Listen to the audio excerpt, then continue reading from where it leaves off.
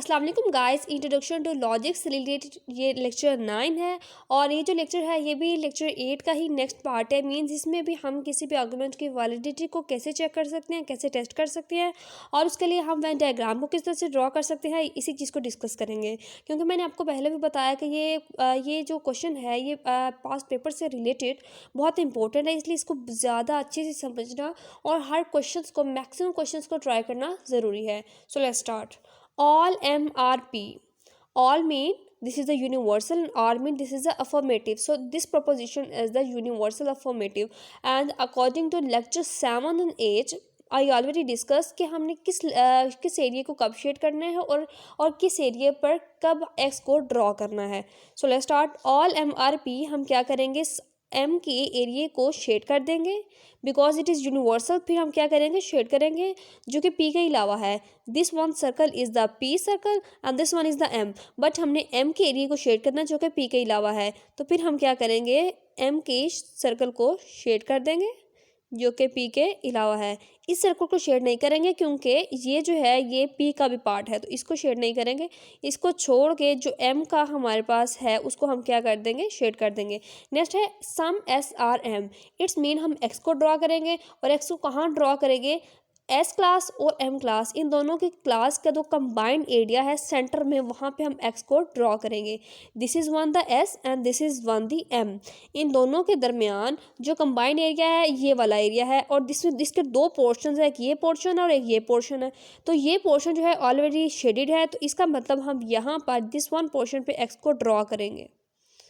And चलते हैं conclusion की तरफ। सम SRP इट्स मीन कि एस और पी के दरमियान का जो एरिया है क्या उस पर एक्स को ड्रॉ हुआ है।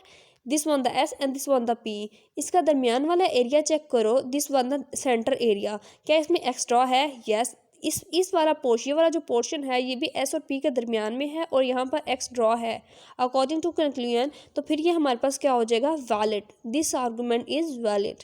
And the next question is all SRM। It's mean हम क्या करेंगे कि एस वाले पोर्शन को, हम एस वाले सर्कल को क्या कर देंगे, शेड कर देंगे जो कि एम के बाहर है। एम के अलावा जो एस वाला एरिया है उसको हम क्या कर देंगे, शेड कर देंगे।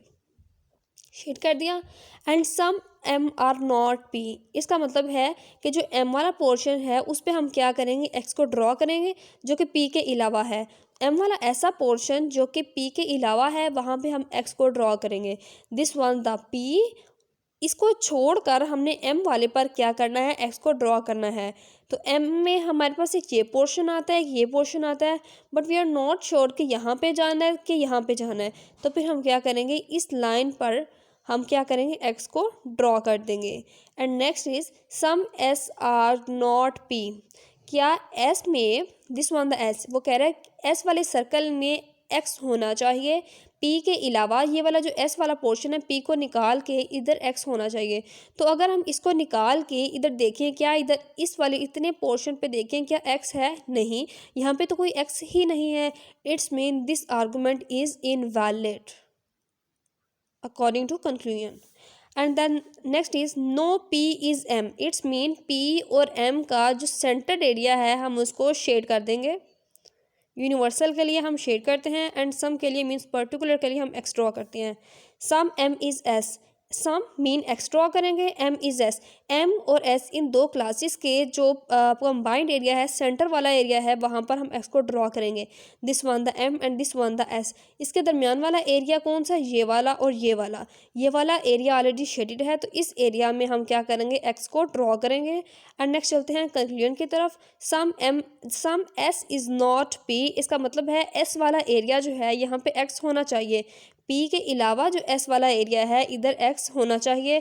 तो पी के अलावा एस वाला ये एरिया है, दिस यहाँ से यहाँ तक, ये हमारा पी के अलावा एस का एरिया है। तो यहाँ पे देखें एक्स इंक्लूड है जो कि एस वाले में है और पी वाले में नहीं है। तो according to conclusion this is also valid. And then move to question number 8. Some P is not M, all S is M and some S is not P. सबसे पहले मैंने बात की कि हम यूनिवर्सल करते हैं, उसके बाद हम पर्टिकुलर की तरफ जाते हैं।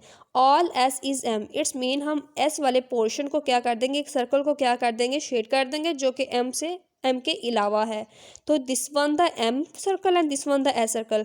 एम सर्कल को निकाल के जो एस का सर्कल बचता है तो हम उसमें उसको क्या कर देंगे, शेड कर देंगे। हमने इसको शेड कर दिया।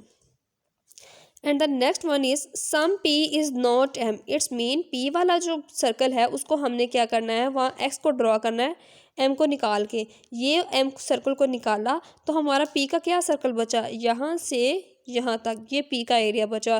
तो एक ये पोर्शन है और एक ये पोर्शन है। इस पोर्शन को ऑलरेडी शेड कर दिया गया है तो यही पोर्शन बचा है। तो इस पोर्शन पे हम एक्स को ड्रॉ कर देंगे। तो हम यहाँ पे एक्स ड्रॉ कर देते हैं। एंड कंक्लूजन की तरफ चलते हैं। Some S is not M. It's mean according to conclusion X का जो पोर्शन है वहाँ पर पी को निकाल के, इस पी को निकाल के जो एक्स का पोर्शन है यहाँ पर एक्स ड्रॉ है अगर तो फिर वैलिड है, और अगर नहीं है तो फिर इनवैलिड है।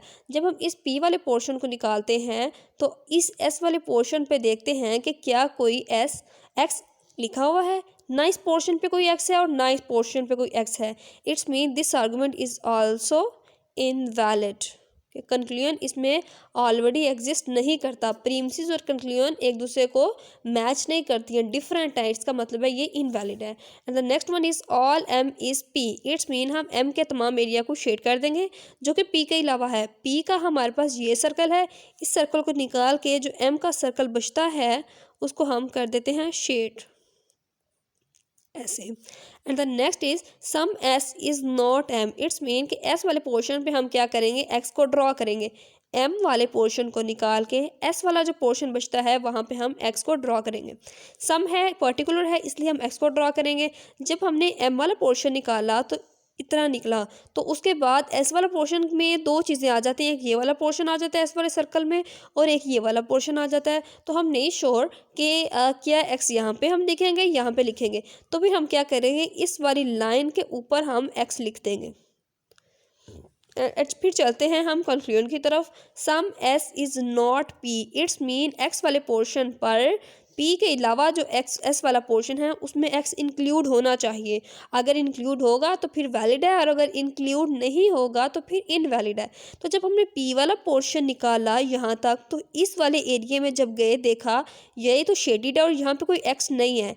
एक्स जो है वो इस एरिया पे नहीं है बल्कि एक्स जो है वो इस लाइन के ऊपर है।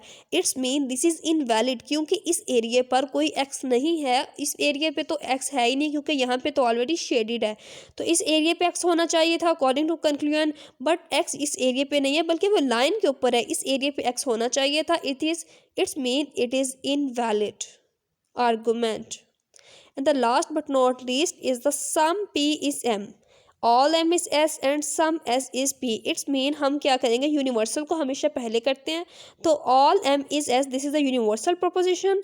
एंड हम क्या अकॉर्डिंग टू दिस प्रोपोजिशन क्या करेंगे कि जो एम वाला सर्कल है उसको हम शेड कर देंगे एस वाले सर्कल को निकाल के। मतलब एस वाले सर्कल के अलावा जो एम वाला सर्कल है उसको हम क्या कर देंगे, शेड कर देंगे। एस वाले सर्कल के अलावा जो एम वाला सर्कल है उसको हम शेड कर देंगे। मेरी लाइंस कुछ बाहर आ गई हैं, आपने बाहर नहीं लेके आने, आपने इसको बहुत प्रॉपर तरीके से और अच्छे से शेड करना है पेपर एग्जाम्स में। और the next one is the some P is M. It's mean हम एक्स को ड्रॉ करेंगे। पी और एम इन दोनों classes, this one the P and this one the M, इन दोनों क्लासेस के दरमियान वाला जो एरिया, सेंटर वाला एरिया है, वहाँ पे हम एक्स को ड्रॉ करेंगे। तो इनके अगर सेंटर वाले एरिया की बात की जाए तो ये ऑलरेडी शेडिड है। तो ये ही एक ऐसा एरिया है जहाँ पे ना शेड हुआ हुआ है और ना ही कुछ एक्स ड्रॉ हुआ है। तो फिर हम क्या करेंगे, ये जो एक्स है यहाँ पे ड्रॉ करेंगे। इस एरिया पे हमने एक्स को ड्रॉ कर देना है। फिर चलते हैं कंक्लूजन की तरफ। Some S is P. It's mean S और पी के सेंटर वाले एरिया में एक्स ड्रॉ होना चाहिए।